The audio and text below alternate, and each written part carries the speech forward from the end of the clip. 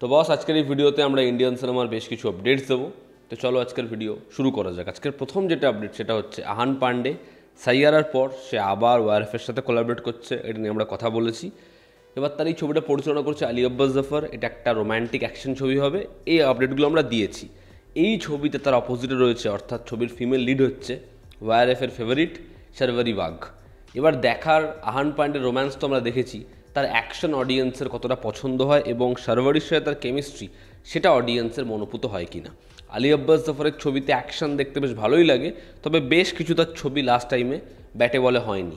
দেখার এই ছবিটা হয় কেমন এবং সে আহান পান্ডেকে কীরকমভাবে প্রেজেন্ট করে।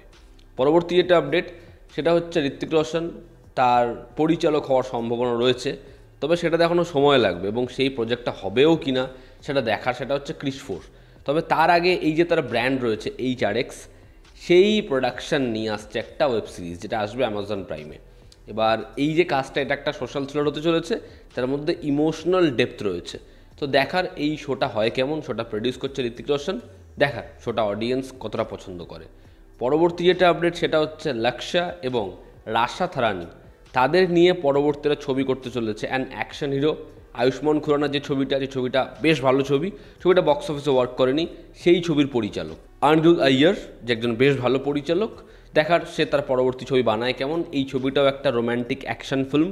লক্ষ্যা সে কিন্তু পরপর ভালো কাজ করেছে, দেখার তার এই ছবিটা হয় কেমন। পরবর্তী এবং আজকের অন্যতম বড় যেটা আপডেট সেটা হচ্ছে জিতের আপকামিং ফিল্ম কেউ বলে বিপ্লবী কেউ বলে ডাকাত ছবিটা নিয়ে। এই ছবিটার শুটিং পিছিয়েছে, এই ছবিটার কাজও মেবি পেছাচ্ছে। এবার দেখার ছবিটার ফাইনালি কাজ কবে থেকে আরম্ভ হয়। যেটা আপডেট সেটা হচ্ছে এই ছবিটার শ্যুট স্টার্ট হওয়ার কথা ছিল 5ই অক্টোবর থেকে, কিন্তু সেটা শুরু হয়নি। তার কারণ এই যে কার্নিভাল চলবে, যে কারণে এই শ্যুটটা পিছিয়েছে। শোনা যাচ্ছে 15ই অক্টোবর থেকে ছবিটার কাজ শুরু হতে পারে। তবে আরও একটা আপডেট রয়েছে, সেটা হচ্ছে শুধুমাত্র কিন্তু এই পারমিশনের জন্য বা এই কার্নিভালের জন্য এই ছবিটার শ্যুট পিছিয়েছে এমনটা নয়। ছবিটার শ্যুট পিছিয়েছে ছবিটার ওভার বাজেটের জন্য। এবার এই ওভার বাজেট কি ছবিটাকে ভোগাবে না ছবিটার শ্যুট আরম্ভ হবে সেটাই দেখার। তবে আরও একটা বিষয় শোনা যাচ্ছে যে আইপি নিয়ে প্রডিউসার এবং অ্যাক্টরের মধ্যে সমস্যা দেখা দিয়েছে। দেখার সেটা পরবর্তী সময় সমাধান হয় কি না।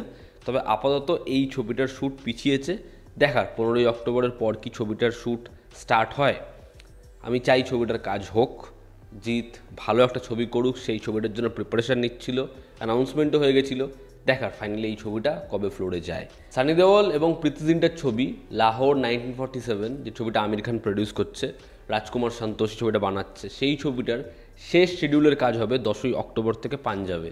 এবং এই যে শেষ শিডিউল, এটা কিন্তু আমির খানের রিকোয়েস্টই হচ্ছে। দেখার এই ছবির ফাইনালি কাজ কমপ্লিট হলে ছবিটা আসে কবে এবং ছবিটা যখন আসে অডিয়েন্সের কি পছন্দ হয় ছবিটা, এই ছবিটা কি বক্স অফিসে ভালো ফলাফল করতে পারে। আনন্দ এলরার পরবর্তী ছবি ছিল নই নভেলি, যেখানেও মুখ্য চরিত্র অভিনয় করার কথা ছিল কৃতি সাননের, বাট তাকে ছবিটা রিপ্লেস করেছে ইয়ামি গৌতম। দেখার ইয়ামি গৌতম কি আবার একটা ভালো কন্টেন্ট নিয়ে আসে।